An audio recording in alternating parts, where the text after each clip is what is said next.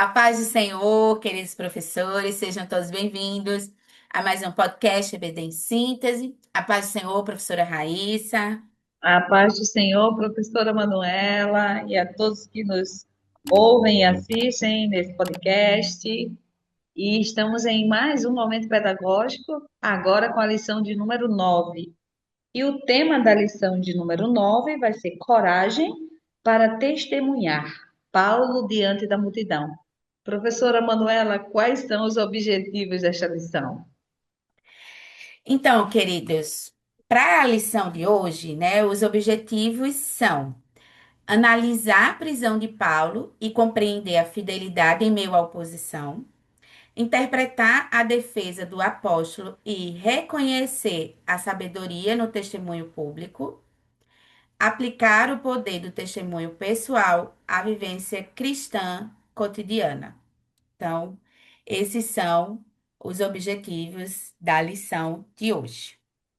E com base nesses objetivos, né, eu penso que a ênfase maior vai ser justamente a coragem para testemunhar, testemunhar a verdade, o evangelho de Cristo. E a gente vê que, de fato, Paulo era um homem de coragem e ele sofria pelo evangelho. Então, ele sabia as consequências, né, dali de onde ele estava se colocando, se expondo, mas por isso ele, mas nem mesmo diante das consequências humanas, né, que ele iria sofrer, ele deixava aquilo dali impedi-lo de falar sobre Cristo, né? Então, é o maior ensinamento que ele deixa para nós, né? Raíssa, quais suas orientações, sugestões para os professores nessa aula? No plano de aula da nossa lição, né, da CPAD, Sim. tem a parte da motivação fala justamente sobre o testemunho, né? E diz assim: estudar o poder do testemunho pessoal é redescobrir que Deus transforma histórias marcadas por falhas em instrumentos de graça. Ao compreender a conversão e a missão de Paulo, percebemos que a experiência com Cristo possui valor formativo e evangelístico e isso fortalece nossa identidade e propósito cristão. Olha que coisa interessante. Você, nesse momento introdutório, eu sempre acho interessante a gente já começar só com a lição direto, faz esse momento introdutório, faz um linkzinho com a lição e chama a turma para participação, né? Sempre controle esse tempo para que não exagere, você perde tempo lá nos tópicos dois ou três, porque de repente não administrou bem esse início, né? Então você pode começar, meu Deus, um besourinho voou no meu rosto. Tanto de- Ainda bem que não era uma barata, viu, Manu? Porque É senão verdade. você não ia ver, porque eu ia sumir da tela. Você ia dizer, meu Deus, cadê Raíssa? Olha, léguas, léguas, mas ninguém precisa saber que eu tenho medo de barata, não. Então, você pode fazer essa pergunta introdutória, né? Se você estivesse sendo injustiçado, Manu, tu não ri, não. Se você estivesse sendo preso injustamente, né? Acusado ou preso por causa da sua fé, você pode escrever no quadro, antes de fazer essa pergunta, você pode escrever silêncio como defesa ou oportunidade para falar de Jesus. Eu acredito que, em grande maioria, a classe vai dizer: ah, uma oportunidade para falar de Jesus, quando você fizer essa pergunta. Se você fosse preso injustamente por causa da sua fé, você usaria aquele silêncio como defesa, se calaria para não piorar a sua situação, ou você aproveitaria aquele momento para falar em Jesus, né? Para falar de Jesus. E aí você pode dizer, depois que eles falarem, eu não sei se vai ter um corajoso ou corajosa que vai dizer, eu ficaria em silêncio. Não sei. Provavelmente nesse momento, pelo ímpeto, todos dirão, falaríamos de Jesus. E aí você vai dizer que Paulo fez exatamente isso, né? Ele simplesmente, você vai conectar essa ação deles com a ação de Paulo e vai dizer que ele transformou aquelas algemas, aquelas escadarias daquela fortaleza romana em um púlpito.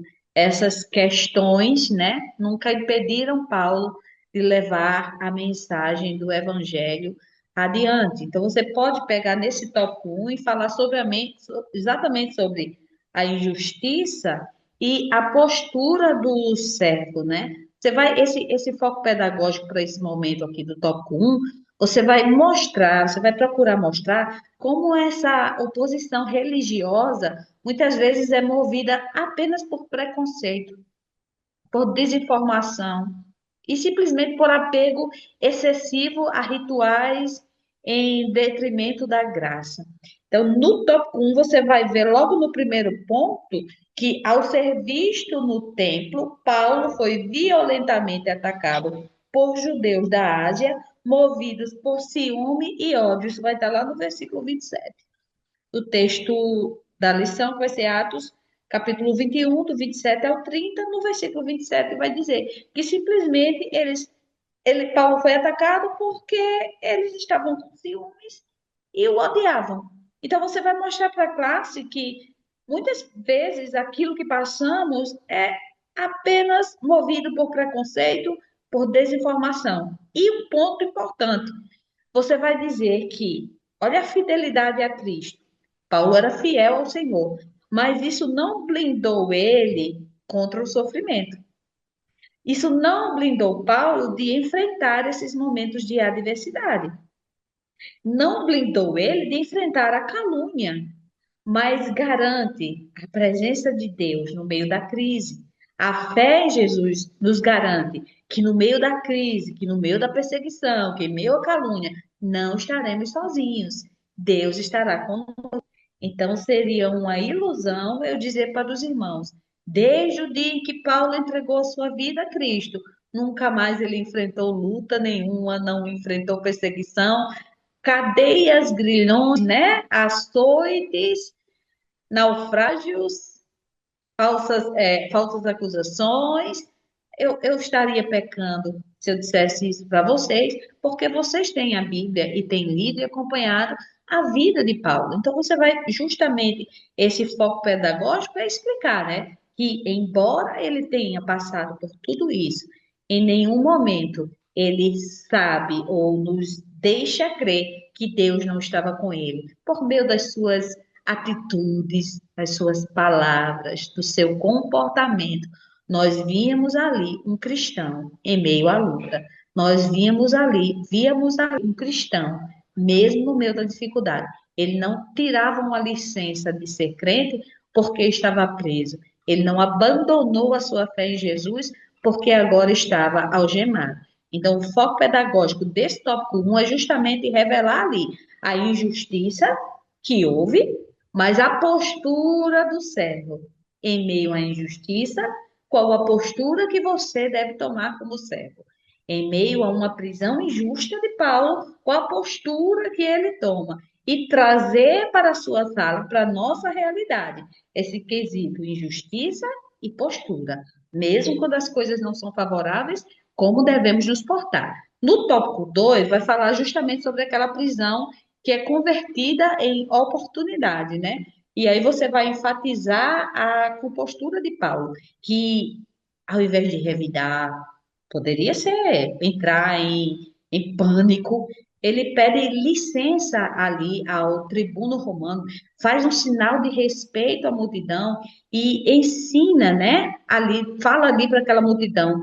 Então, o verdadeiro testemunho do cristão, ele é temperado com autocontrole. Nossa, Com como eu amor, né? nossa, demais, de sabedoria, discernimento do Espírito Santo. Olha, eu já falei tanta besteira, eu já tive tanto destempero na vida que eu dizia assim, eu não posso. E que bom que eu percebia, né? Que aquilo era um desequilíbrio. Porque imagine se eu, além de ser desequilibrada, achasse que era normal, Manuela. Cada um sabe das suas agruras. Então, quantas vezes eu fui destemperada, desequilibrada, eu dizia: o que é que eu estou fazendo?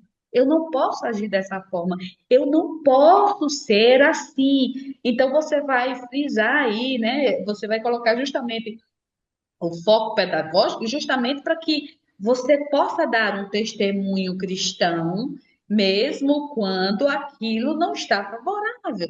O seu testemunho cristão tem que estar presente e ele tem que vir temperado com autocontrole, com sabedoria, com discernimento do Espírito Santo.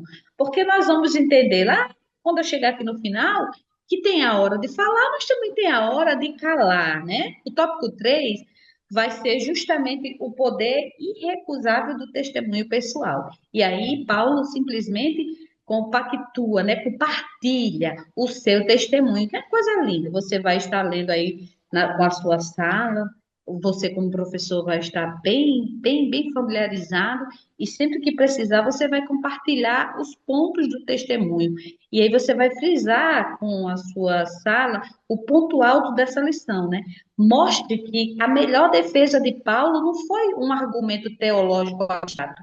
Ele simplesmente começa a narrar o antes, o durante e o depois do seu encontro com Cristo. Olha que coisa linda.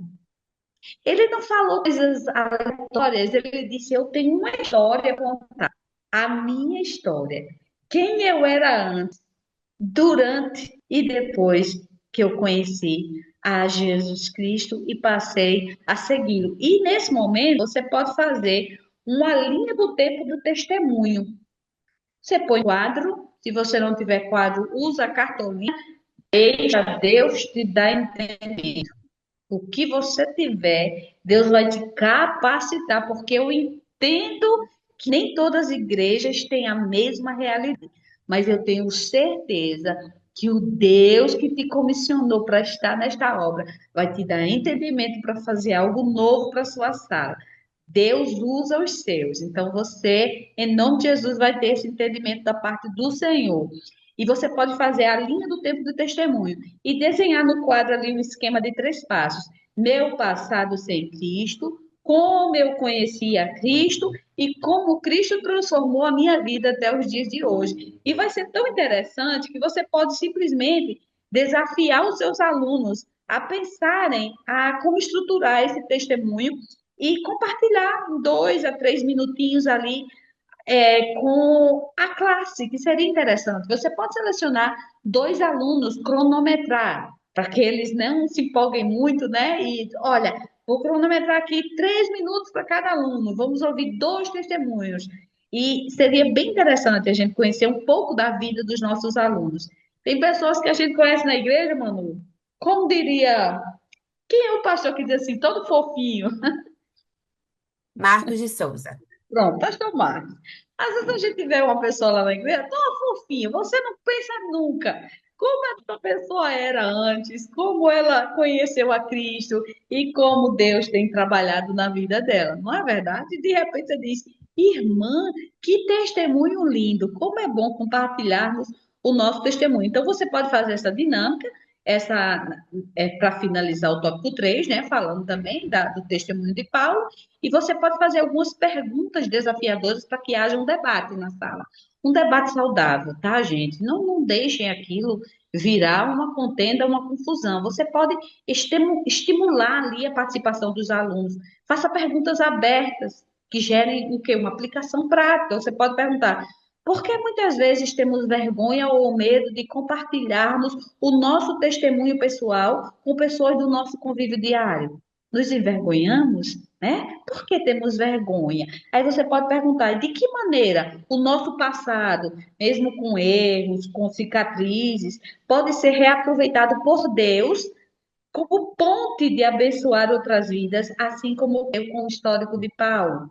São coisas que vai fazer a sua sala refletir. De fato, Senhor, os meus erros, as minhas cicatrizes, o Senhor pode usar como ponte para abençoar outras pessoas, né? Chegar ali, você pode. Como discernir? Você pergunta para a Sara, como eu posso discernir o momento de silenciar diante de uma ofensa e o momento de falar ousadamente da nossa fé? Que a gente vai buscar sempre em Cristo o equilíbrio, tem horas que é a hora de falar e a gente vai passar batido, porque agora a gente está muito equilibrado. E aí a gente tem que ter esse discernimento. Qual é a hora realmente de falar e qual é a hora de se manter calado, tá bom? E tem um desafio para a semana. Na lição 9 você pode lançar um desafio para finalizarmos o meu momento, porque Manu ainda vai falar. Você propõe que cada aluno interceda por uma pessoa específica. Pode ser um parente, um colega de trabalho, um vizinho, e busque uma oportunidade guiada pelo Espírito Santo para contar o que o Senhor Jesus fez em sua vida. Você já pensou? Ore a Deus, apresenta, Senhor, eu queria compartilhar o meu testemunho com pessoa tal. Ore por ela antes de chegar até ela e compartilhar o seu testemunho. Porque através do seu testemunho, da sua mudança de vida, outras pessoas podem conhecer o Deus a quem você serve. Amém? Amém, né? Que Raíssa nos traz é de fato algo interessante, né? Porque essa lição, né, vai mostrar que apesar da multidão hostil, o que Paulo, né, o que faz Paulo continuar disposto a testemunhar sobre Cristo? A coragem humana ou a coragem pela confiança em Deus? E aí a gente sabe, né, que é a coragem pela confiança em Deus. Mas o que quem eu tenho dado, né, mais vazão nesse momento de testemunhar através da minha vida? Tenho confiado mais em mim mesma, né, ou confiado mais em Deus, que Ele irá prover, que Ele irá fazer, né? Então, dentro do que Raíssa traz, né? Você pode finalizar a aula fazendo uma oração junto com os seus alunos por coragem para falar, sabedoria para falar, amor por quem ouve e amor principalmente pelas pessoas difíceis, né? Hostil mesmo, né? E fidelidade para permanecer firme, né? Confiando em Deus. Então, esses três motivos de oração, porque, e como motivos contínuos, né? Precisamos dessa coragem, né? Eu acredito que toda a nossa igreja hoje precisa de maior coragem para testemunhar. Alguns naturalmente já têm, né? Mas outros precisam de mais, né? Então, queridas, esperamos ter contribuído com a sua aula. Agradecemos a você que tem nos acompanhado, a direção pela confiança. Desejamos todos uma excelente aula e fiquem todos na paz do Senhor. A paz do Senhor.